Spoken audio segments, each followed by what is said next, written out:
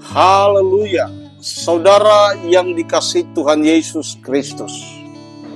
Hari ini kita sedang tidak membicarakan hal yang biasa. Kita sedang berbicara tentang salib. Tempat di mana Yesus disiksa, tempat di mana darah dicurahkan, tempat di mana dosa kita ditanggung. Tetapi pertanyaannya, apakah selama ini kita sudah menghargai salib itu? Atau kita justru menyia-nyiakannya? Hari ini Tuhan berkata, "Anakku, jangan sia-siakan salib itu." Sebelum kita lebih jauh dalam renungan firman Tuhan pagi hari ini, mari kita tundukkan kepala, kita berdoa. Bapa kami yang ada di surga, kami bersyukur buat hari yang baru yang Tuhan berikan pada kami. Kami boleh bangun dengan tubuh dan kuat baru daripada Tuhan. Hari ini kami datang dengan hati yang hancur. Kami mengingat pengorbanan-Mu di kayu salib. Berbicaralah Tuhan, jamalah hati kami, ubah hidup kami. Jangan biarkan kami seperti yang lalu-lalu. Dalam nama Tuhan Yesus kami sudah berdoa. Amin. Kembali kita berjumpa dalam program Pagi Bersama Tuhan pada channel Oase Inspirasi. Ayat pokok kita pagi hari ini terambil dari kitab Yesaya 53 ayatnya yang kelima. Firman Tuhan berkata demikian, "Tetapi dia tertikam oleh karena pemberontakan kita. Dia diremukkan oleh karena kejahatan kita. Ganjaran yang mendatangkan keselamatan bagi kita ditimpahkan kepadanya. Dan oleh bilur-bilurnya kita menjadi sembuh." Saudara yang dikasihi Tuhan Yesus Kristus, firman Tuhan berkata, Dia tertikam karena kita. Dia diremukkan karena kita. Artinya, Yesus tidak mati karena kesalahannya. Tetapi Yesus mati karena dosa kita. Saudaraku, salib itu bukan cerita. Salib itu adalah harga. Harga pengampunan, harga keselamatan, dan harga hidup kita. Tetapi seringkali kita hidup seolah-olah salib itu tidak pernah terjadi. Mari kita mulai dari poin yang pertama. Salib itu untuk dosamu. Roma pasal 5 ayat 8 berkata, "Akan tetapi Allah menunjukkan kasih-Nya kepada kita, oleh karena Kristus telah mati untuk kita, ketika kita masih berdosa." Saudaraku, Yesus mati bukan saat kita baik, tetapi saat kita berdosa. Saat kita jatuh, saat kita kotor, dan saat kita jauh dari Tuhan. Seperti seseorang yang membayar hutang, padahal hutang itu bukan miliknya. Saudaraku, itu yang Yesus lakukan. Dia bayar hutang dosa kita. Dia mati untukmu, Dia disalib untukmu, Dia menderita untukmu. Jangan sia-siakan itu. Poin yang kedua, salib itu penuh penderitaan. Matius 27 ayat 29 sampai 30.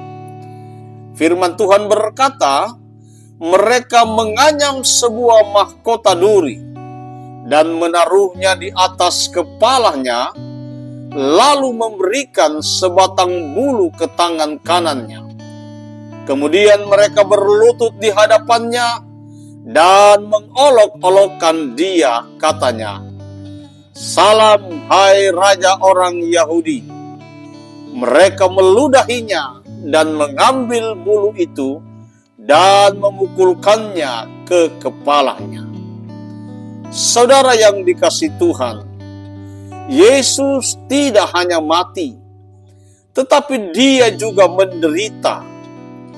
Dia dihina, Dia diludahi, Dia dipukul, dan Dia juga disiksa.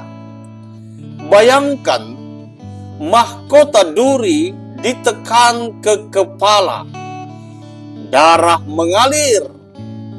Saudaraku, ini bukan film, tetapi ini adalah sebuah kenyataan. Setiap luka untuk kita, setiap darah untuk kita. Jangan sia-siakan penderitaan itu. Poin yang ketiga, salib adalah kasih terbesar. Yohanes 3 ayat 16 berkata, "Karena begitu besar kasih Allah akan dunia ini, sehingga Ia telah mengaruniakan anaknya yang tunggal, supaya setiap orang yang percaya kepadanya tidak binasa, melainkan beroleh hidup yang kekal." Saudara, salib sama dengan kasih, tetapi bukan kasih biasa. Kasih yang rela berkorban, kasih yang rela memberi diri, dan kasih yang tidak bersyarat. Orang bisa berkata, "Aku mengasihi," tetapi belum tentu mau mati menggantikan kita. Tetapi Yesus mati untuk saudara dan saya. Kasih itu nyata, kasih itu mahal, kasih itu disalib. Poin yang keempat, salib memberi pengampunan. Lukas 23 ayat 34 berkata, Yesus berkata, "Ya Bapa, ampunilah mereka, sebab mereka tidak tahu apa yang mereka perbuat." Dan mereka membuang undi untuk membagi pakaiannya. Saudara, saat disalib, Yesus tidak marah. Yesus tidak membalas. Yesus berkata, "Ampunilah mereka." Orang yang menyiksanya diampuni. Orang yang menyalibkannya diampuni. Saudara, kalau Yesus bisa mengampuni, kenapa kita sulit untuk mengampuni? Poin yang kelima, salib menuntut respon. Galatia pasal 2 ayat 20 berkata, "Namun aku hidup, tetapi bukan lagi aku sendiri yang hidup, melainkan Kristus yang hidup di dalam aku. Dan hidupku yang kuhidupi sekarang di dalam daging adalah hidup oleh iman dalam Anak Allah yang telah mengasihi aku dan menyerahkan dirinya untuk aku." Saudara, salib bukan untuk dilihat saja, tetapi salib harus direspon. Hidup berubah, dosa ditinggalkan, dan hati diserahkan. Jangan hanya dengar, jangan hanya tahu, tetapi mari kita melakukan. Saudara, Yesus sudah mati. Yesus sudah berkorban. Yesus sudah membayar harga. Pertanyaannya sekarang, apakah respon saudara? Apakah hidupmu berubah? Atau masih sama seperti yang dulu? Hari ini Tuhan berkata, Jangan sia-siakan salib itu.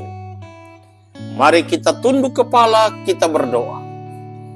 Tuhan Yesus, kami tersentuh, kami hancur, kami sadar, kami sering hidup sembarangan, seolah-olah salib itu tidak ada. Ampuni kami Tuhan. Hari ini kami mau berubah. Kami mau hidup benar. Kami mau menghargai pengorbanan-Mu. Tolong kami Tuhan. Kami tidak kuat sendiri. Pulihkan hidup kami. Dalam nama Tuhan Yesus. Kiranya kasih dari salib mengalir dalam hidup-Mu. Yang berdosa diampuni.